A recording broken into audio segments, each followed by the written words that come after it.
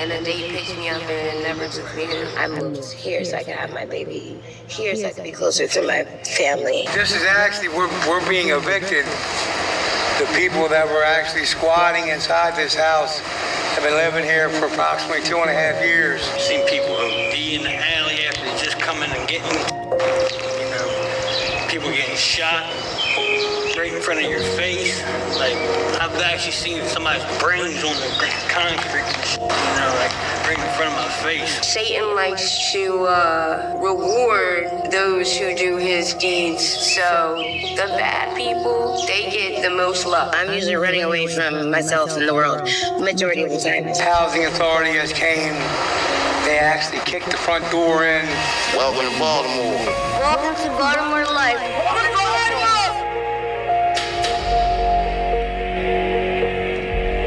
My name is Marina Burge. I was born in Wellsville, New York, and raised in Greencastle, Pennsylvania.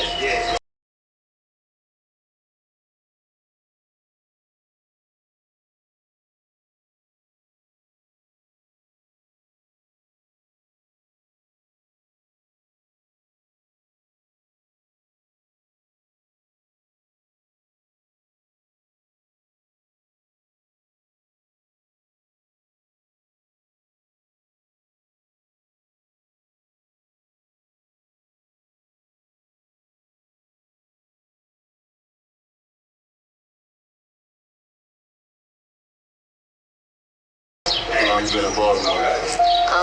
Last August. What brought you to Baltimore? The drugs are cheaper, and I was homeless, and a date picked me up and never took me in. I'm 30 years old, so I've been using since I was 13, so 17 years. Remember when it started? I wanted to fit in. My brother and my sister used people in my circle were getting drunk, and yeah, I just wanted to fit in with the circle, be accepted. What do you think about life in Baltimore? I think that I've lived in like 12 states and 37 cities, and it's not the greatest city in America.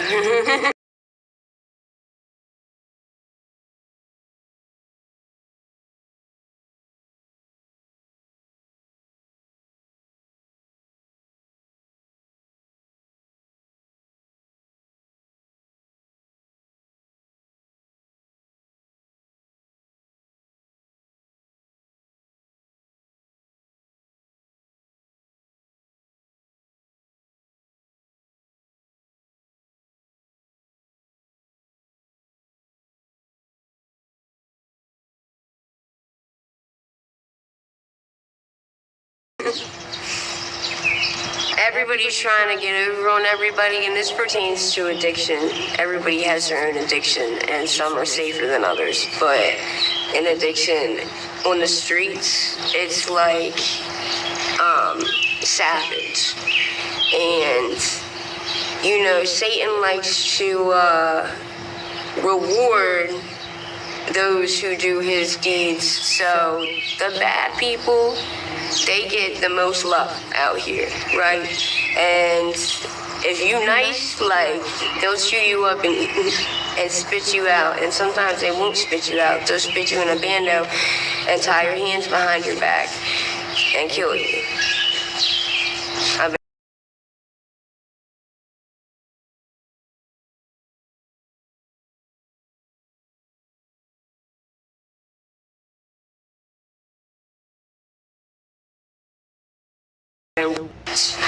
Almost murdered,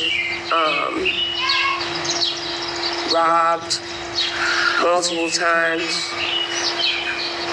I get bullied. It's like the consequences becoming greater than the reward of getting high, and I want so bad to get clean again. I had 2 years in 2020. 2017, my dad died of stage 4 lung cancer. followed by 2 aunts with liver cancer, 2 uncles. My little brother was murdered in March 2020, and my older brother OD'd 4 weeks after that, and my sister was sleeping with my fiance of 6 years. And my mom, I'm pretty positive, had my little brother murdered for money. So, you know, just a lot of trauma. Fucked up shit happened. Bad situations. Shit I didn't want to deal with sober anymore. So I relapsed. And I've been running ever since. For real. I don't have that good family to fit in with anymore. So I fit in where I get in. And that's with a bunch of addicts. So what was life for you before addiction? It was okay. You know, we always have, like, experiences that are going to be difficult. My whole life stems from trauma, though. So, before addiction, I'm still the same person that I was. Like, this is a me problem. Like, I'm self-medicating, always, every day. And until I deal with what's going on with me and my character,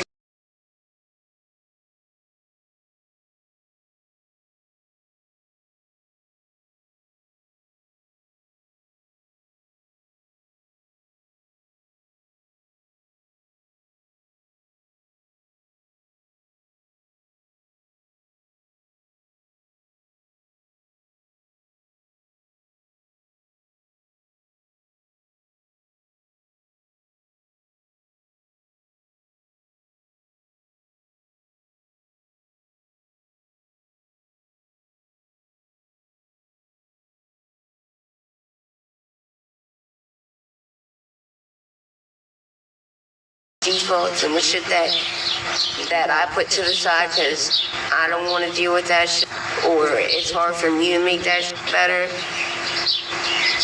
then I don't know. But my dad raised me. My mom had 9 kids, never had custody of any of us, and yeah, he did everything he could for us. He was my best friend. I've been working since I was old enough to have a work permit, real jobs. Until my family died, I was never on the street, never had to ask nobody for nothing. Had my own shit, and I let all that shit go. Lost everything, and I was okay with that. Like, I came down here ready to die, until I almost died. And I was 93 pounds sepsis, and I decided that my life before I started using, and my life when I had that time clean, was so much better, so much easier to deal with on a daily basis than this shit out here. You know, like, real shit. Like, we come together as a community. We don't do that out here. We might come together, but we aren't together for the right reasons. So, yeah, I had a normal life, what you classify as normal or whatever, you know. Well, what are you doing for money right now to support your habit? Until my phone got stolen, I was selling pictures and videos. Now I'm back on the street prostituting again.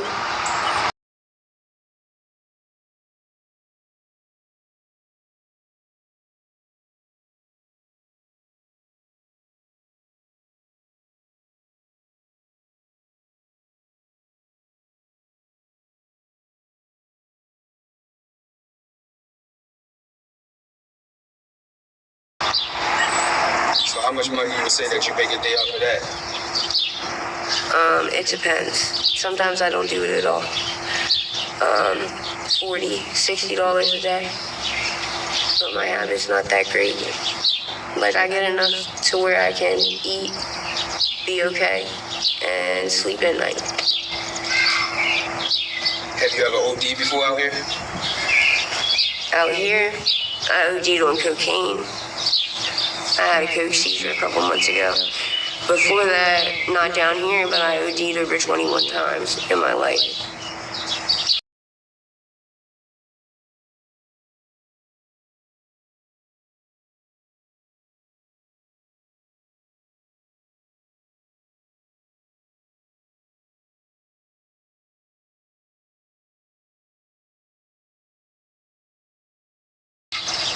So what would you say the quality of the stuff now is compared to the stuff back in the day? It's a monster. It's not heroin anymore. And getting clean off this, your body almost can't physically stand it. Like, you run out the door if you don't have what you need. Like, if they don't detox you properly, and there's a proper way to do it, but they don't want to give you that much because they feel like it's too much. Which I understand that if you're not an addict and you're a doctor and you're scared to give out medication because you've just been through all this bullshit with giving people too much medicine to create addiction. Now you're scared to give out medications to help it. And that's a scary thing because they're pushing Suboxone, they're pushing methadone. Well, as long as you push a detox protocol that's going to be strong enough to get us off everything. Because when I had my 2 years clean, I didn't use anything. I didn't even smoke weed, and that was a miracle. Like,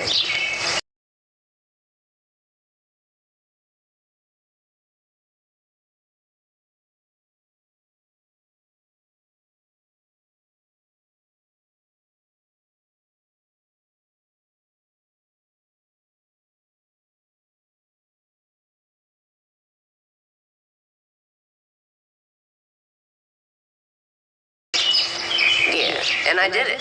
And it was real back then. The brown shit, the shit that make your skin a little red and itchy, like, yeah. It's nothing like that. Like, yeah. Sometimes you want to throw yourself out a window. I've been in the hospital 4 or 5 days at a time. 4 to 6 weeks back in November, like, almost bled out at the Capital One Bank. I gave myself a pseudo-aneurysm from going in the same hole in my groin over and over again. And it was just a little tiny hole, but my leg swelled up and I started walking on it.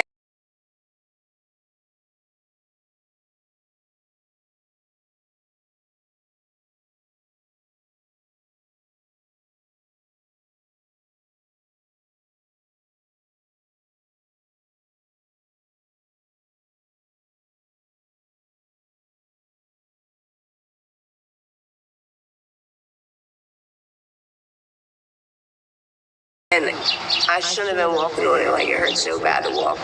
But I just needed to get my shit. And I didn't want to send nobody with my money to go get it because I didn't trust anybody. And I'm at the bank, and as soon as I get to the ATM machine, I take a step, and I get this sharp pain up my leg. And I start bleeding out like my artery's just been cut. Like, that quick, my whole... Like, I was wearing sweatpants and a pair of boots, and all of it was soaked in blood.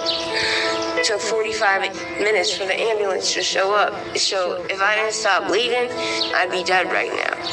And when I got to the hospital, they said they usually have to perform surgery to stop the bleeding for something like that. So, like, it's a miracle I'm still here. I don't even know. I don't know why I'm still here, but sometimes I don't want to be here.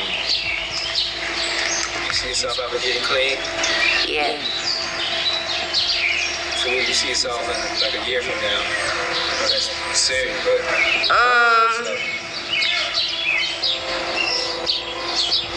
If I can pull my head out of my ass and take the first step, then a year from now, I see myself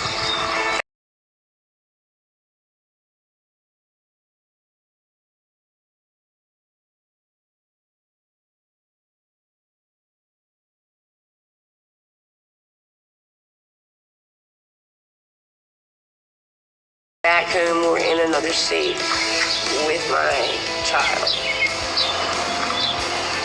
Because I was able to keep custody of her. I didn't lose it because her dad got clean, and be taken care of until I can get my shit together. So what advice would you give, the younger generation that would think about coming out here in the streets? Most of the time, addiction stems from family. It's generally runs in your family. So what I would say is they did it for you. Like, they suffered enough pain. Like, don't put yourself through any more pain. And, create your own chains. Like, they say something like breaking the chain. And I heard now, these kids out in the street are using guns and beating up people, and they're kids. They're not charging them like they should be charging adults. Now, apparently, they're supposed to be charging their parents with the crimes that they're doing. So it might even be harder for them to learn from what's wrong with this picture. I know this is wrong, but I don't know it's wrong because I'm getting taught, it's a learned behavior. So try to learn different behaviors from people who you admire that you get a good energy from. Because we all know what good energy and bad energy is. So even if it's your family, sometimes family is the worst. Sometimes you have to separate yourself completely from that. And as soon as you get old enough to separate yourself from it, break free, and, fly towards that good energy. Because that's really what it's all about. The law of attraction. You create your own universe. You can become the best version of yourself. If you want to get high, you're going to get high. No matter what. We speak that to existence, and then we live it. I'm a thrill seeker, and I've always just been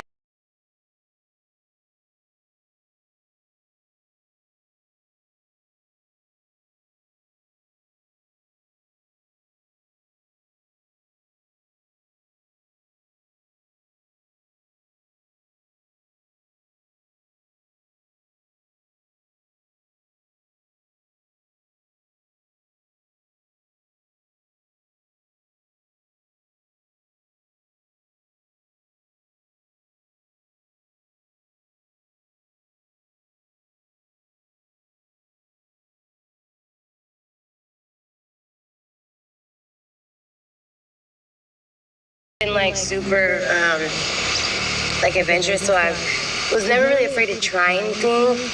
But then I got depressed, and then I started numbing myself escalate, really. Think fentanyl is adventurous? I think being sedated is better than dealing with the depression. Every day. So what's your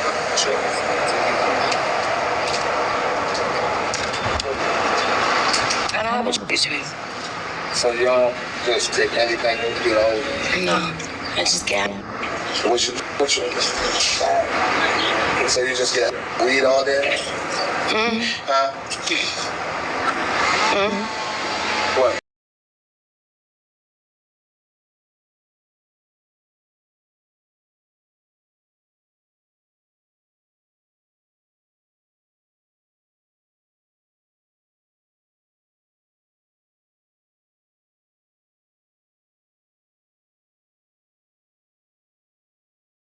Boy? So Maryland boys, Here, it's kind of hardcore, yeah. So what's your choice outline? Pot, shrooms, holistic, chill, happy, peaceful here. I don't know, it's kind of a winter room. So you're not for the happy people, you got the sedan on the table. Yeah, I hate it here, so yeah.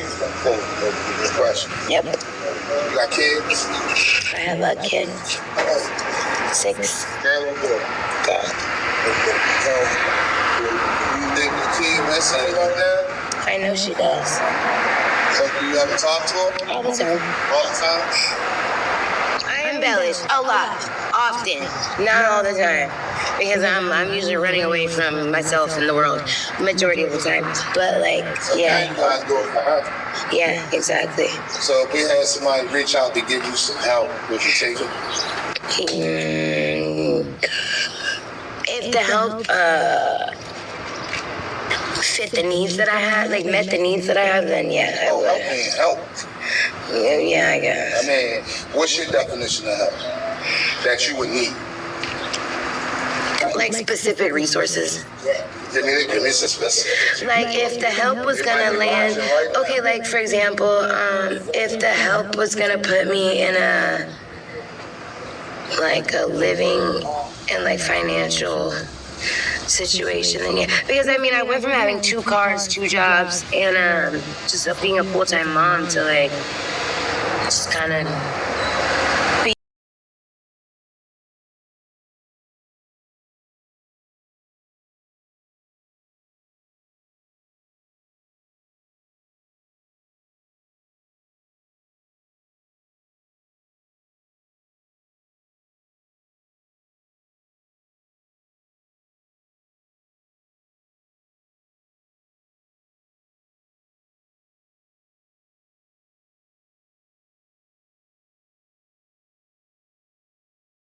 And lost in the world. Where did it go? Where did depression start?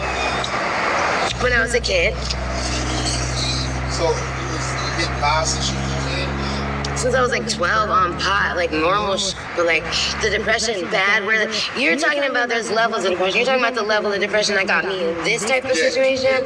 Maybe a couple years. A couple years ago? Mm-hmm. What happened?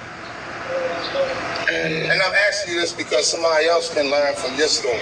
You know what I'm saying? And they can know how to not go down the same road. I have like a difficult family situation, and having a kid was kind of maybe the straw that broke the camel's back. I didn't know that I could be this weak until I had a kid, and like. Well, you know. Does that make sense? Mental illness is real. Well, I know, but having a kid, it made it harder for me. The depression is harder because you beat yourself up more because now you're a parent. Which one is harder, depression or leaving your kid? My kid. Kid? So it would be easy to get help for that. Yeah. Why don't you do it for your daughter? Mm-hmm. Well, for myself, but my main objective is because I want to be with my daughter. I have to do it for myself. Because you can't be good for your daughter if you're not in the right space. Yeah. Well, anybody that does it, they have to do it for themselves so that they can be better for their kids. You can't just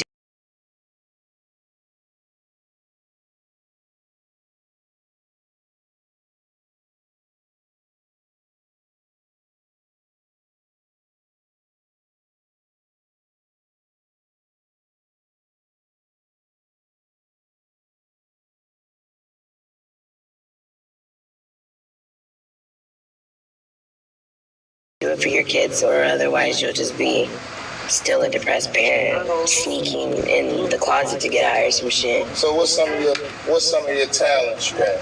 You got any talents?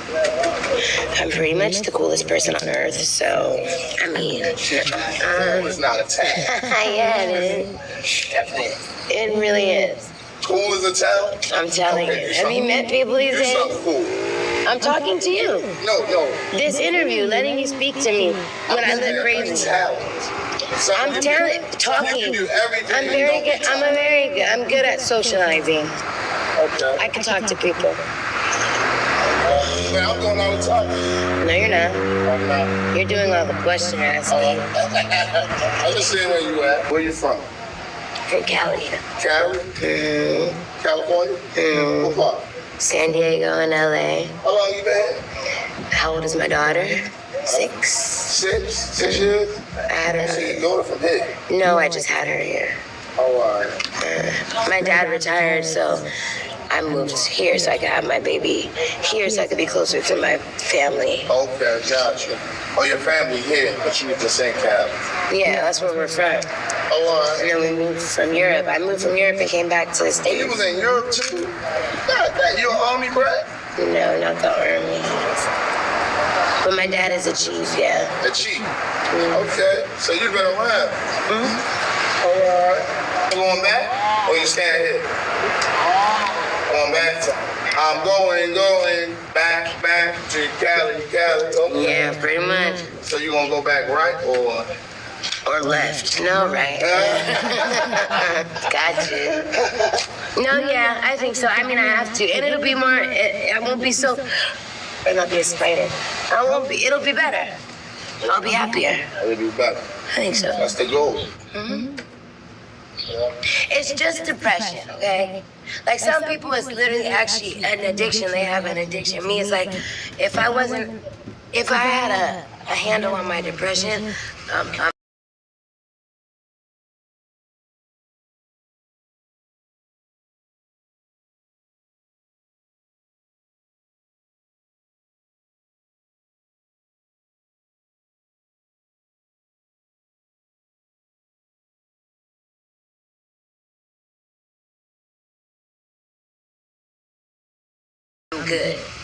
It's the fact that I'm depressed. Some people, it's like addiction is no matter what. It could be they're clean, but they eat everything.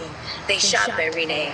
You know what I mean? I have a mental illness that causes me a chemical imbalance that puts me in a state of self-sabotage, a severe self-sabotage. Right. So now that you know where you need help. Yeah, So in my brain. So give a brief description of where you need help at. With my mind, with getting myself back, On track. yeah, I need like a pep talk, you feel me? Who does Hercules go talk to? On the daily. Yeah. Alright. So now when I see you now, don't be avoiding me, because I'm gonna give you some pep talks. Alright. Like 2 minute long, like short and sweet. Don't sit there and drag it out. And I got you. but yeah, I'm down. Got you, bro. Well, it was nice meeting you guys. I don't know who this is for, but good luck. Well, this is for you. What, am I gonna watch it? No, this is for you. Somebody watching you. Because I'm saying so to them. Good luck.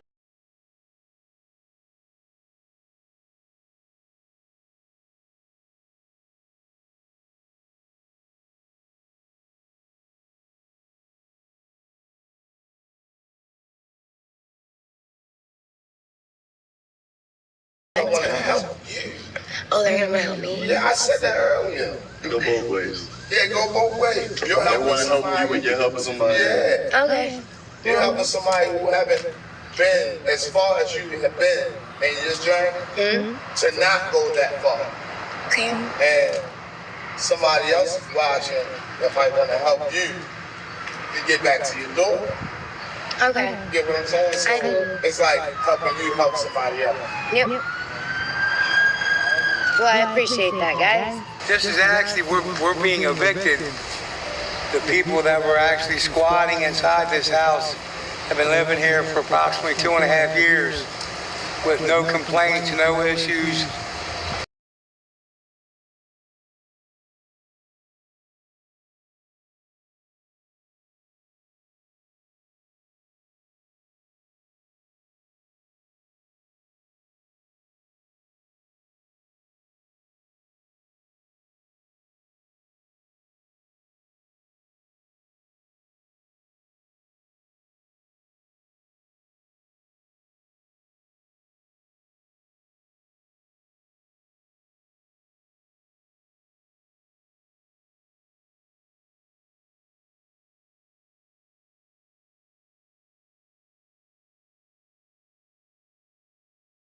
The neighbors we all get along with, and now all of a sudden there's problems where, as you can see, the house has been boarded up. We've spoke to the owners of the property, they don't have any issues. But now, the last 3 days, Housing Authority has came. They actually kicked the front door in from the lock and key that was put on by the woman who has been living here. And basically, it's been harassment for the last 3 days because I'm homeless. They're homeless. So now we're being forced out to wherever to deal with what comes. You know, the weather, the heat. You know, it's hard enough trying to survive and eat and stay safe when you have the people that are due to protect us telling us we have to go within a certain amount of time. They may actually come while you're here. But, you know, it's kind of difficult just trying to survive and, you know, basically stay alive and eat.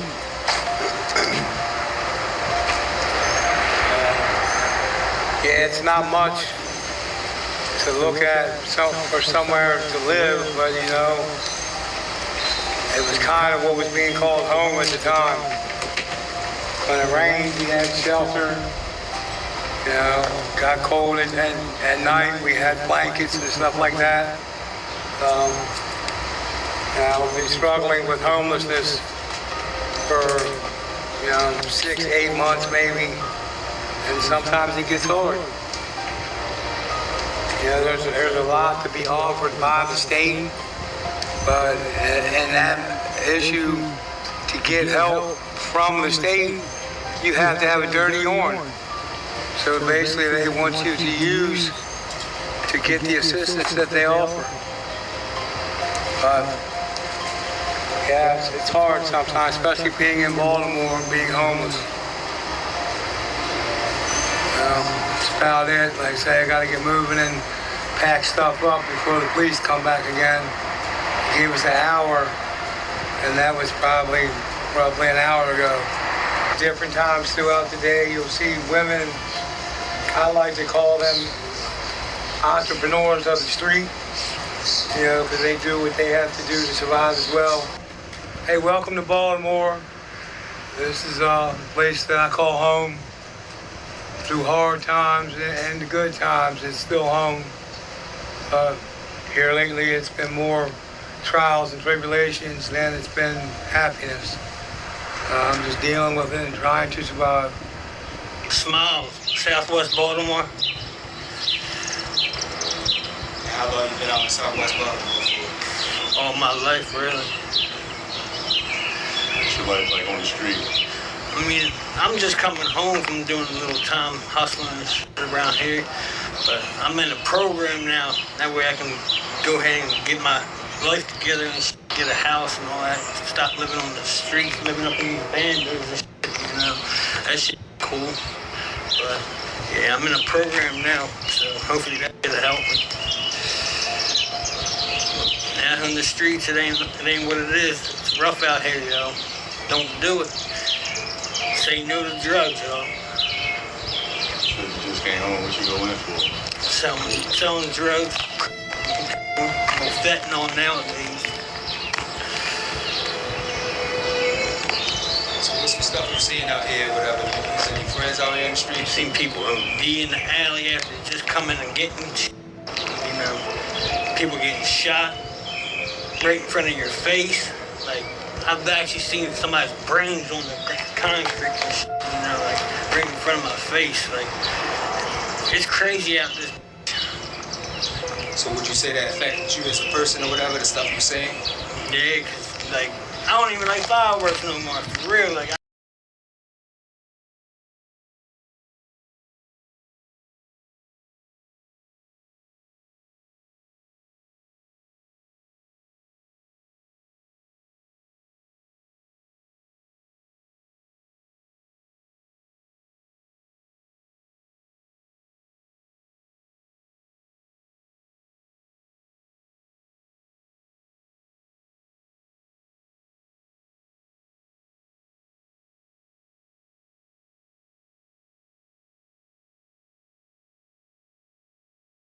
I used to love that shit. Anymore, nah. Shit, me being hit too, almost lost my arm and shit, getting hit with a 4-5. But shit, I'm cool. So what would you say about the quality of the drugs now compared to back in the day? Shit. It ain't even drugs no more. It's like tranquilizer and shit. So like back in the day, I'd say it was the best, you know. But nowadays, it's garbage. Like, it's gonna eat you from the inside out. So how long you been using for? I was using for about 15 years. Been clean for 9 months now. You have any kids or anything? Yeah, I got 2 boy and a girl, a 15-year-old daughter and a 12-year-old son. So, trying to get back in my son's life and get closer to my daughter. So, not doing drugs, that's going to help me, So where you see yourself like a year from now? Shit. Hopefully having my own place, paying for a car or some shit, good job. Shit. Anywhere but here.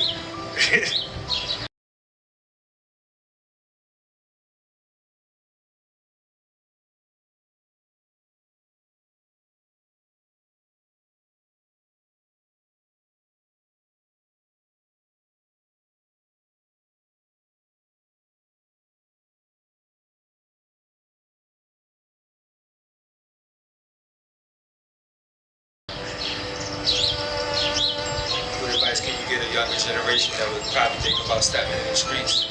Listen to your parents, for real, listen to your parents. Like, have somebody to look up to. Don't try this lifestyle, that's all I got to say, Stay. And that's the problem nowadays. All these little young kids out here, they looking up to, the drug dealers and the rappers and, these rap videos and stuff, they done made it cool to do drugs, because they have a bunch of money and stuff to throw at them. They don't show them the downfall side of it, how they lose everything.